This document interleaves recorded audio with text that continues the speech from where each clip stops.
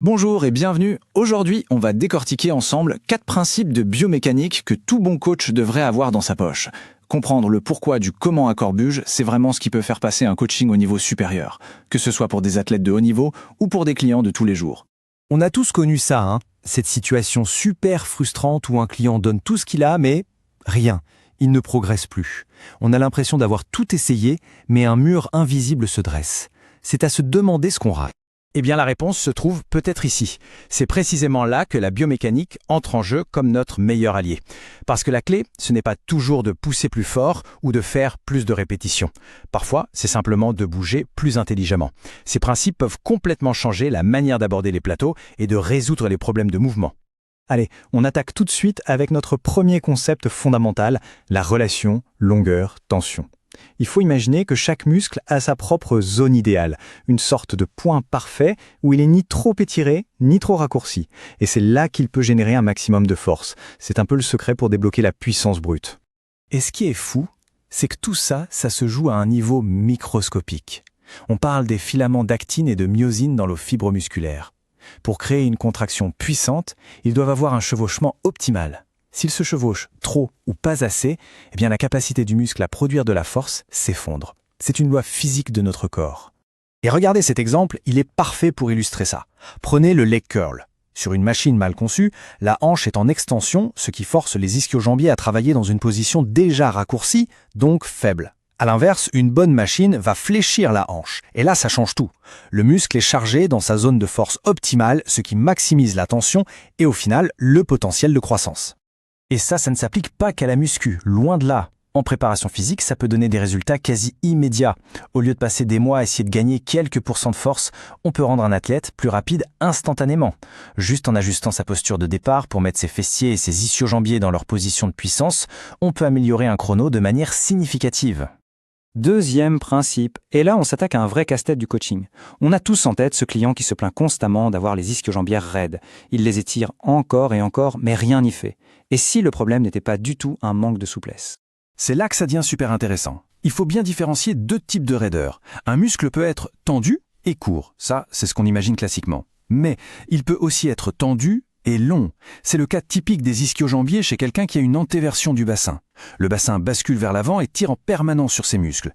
Ils sont donc déjà allongés. Cette sensation de raideur, c'est en fait un cri d'alarme, un signal de tension excessive. Donc, le point crucial à retenir, c'est qu'étirer un muscle qui est déjà trop long est totalement contre-productif. La vraie solution, c'est de s'attaquer à la cause du problème, la position du bassin. En renforçant le gainage antérieur, en travaillant sur l'alignement de la cage thoracique sur le bassin, on va pouvoir réduire cette tension passive. Des exercices comme les gobelets squats avec les talons surélevés sont excellents pour ça, car ils apprennent à mieux contrôler la position du bassin. Et à l'opposé, on a le problème inverse. Une personne avec une posture affaissée, les hanches qui partent vers l'avant, eh bien ses fessiers sont souvent en position raccourcie et constamment sous tension. Ils sont tendus et courts. Et donc, ironiquement, pour améliorer la fonction et l'apparence de ces fessiers, il ne suffit pas de les matraquer avec des exercices qui les raccourcissent encore plus.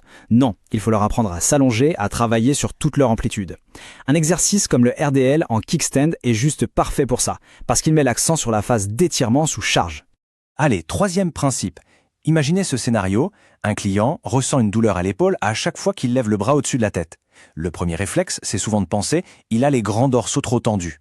Mais la plupart du temps, la réponse est bien plus subtile. Il faut aller écouter le langage secret de l'articulation elle-même.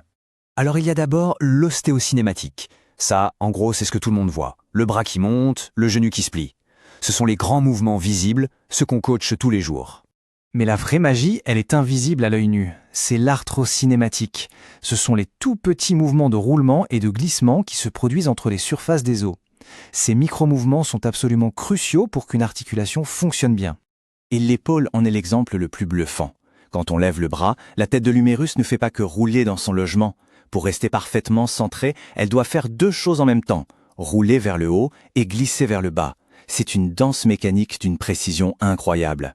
Le problème, c'est quand cette danse mécanique s'enraye. Si ce fameux glissement vers le bas ne se fait pas correctement, souvent parce que les muscles stabilisateurs sont fatigués ou faibles, la tête de l'humérus remonte dans l'articulation. Et là, c'est le drame. Elle vient pincer les tendons et les autres tissus, ce qui crée de la douleur et de l'inflammation.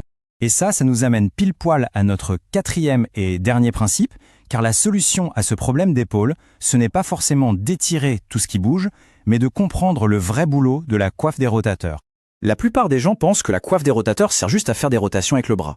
Mais en réalité, son job le plus important, sa mission numéro 1, c'est la stabilité. Elle agit comme un système de centrage dynamique qui empêche la tête de l'humérus de remonter en s'opposant à la force du gros muscle deltoïde.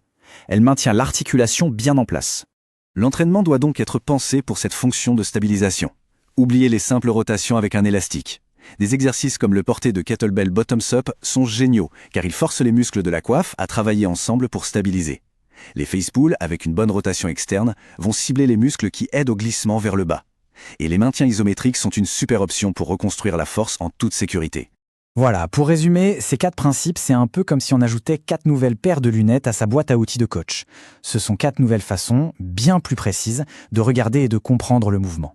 Gardons donc cette checklist en tête. D'abord, la longueur tension. Est-ce que le muscle est dans sa position de force ? Ensuite, l'orientation musculaire. Est-ce qu'il est tendu parce qu'il est trop long ou parce qu'il est trop court ? Puis, l'arthrocinématique. Est-ce que ça roule et ça glisse bien à l'intérieur de l'articulation ? Et enfin, la coiffe des rotateurs. Est-ce qu'elle fait bien son job de stabilisateur ? En intégrant ces concepts, on ne se contente plus de coacher le mouvement en surface, on coach la mécanique profonde du mouvement. On passe vraiment à un autre niveau. La question à se poser maintenant, c'est quel est le premier client, le premier mouvement, qui va être réexaminé à travers ces nouvelles lunettes ?